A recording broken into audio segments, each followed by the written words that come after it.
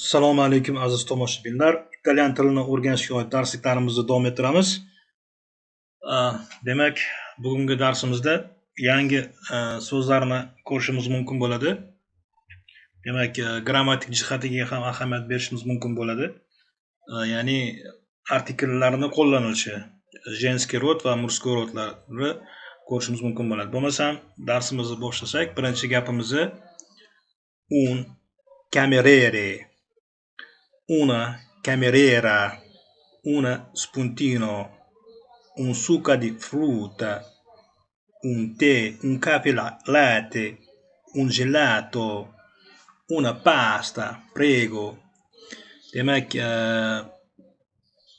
bu so'zlarning ma'nosini birma-bir aytadigan bo'lsak, cameriera so'zi bu ofisant. Demak, un artikellar bilan ishlatilmoqda. Demak, женский va мужской roddagi misollar.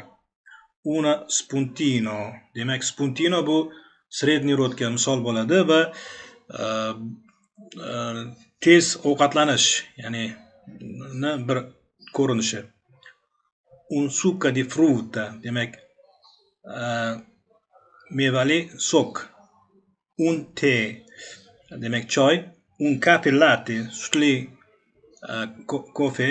Un gelato degani marojniy. Una pasta, demak bu pirojniy ham bo'ladi.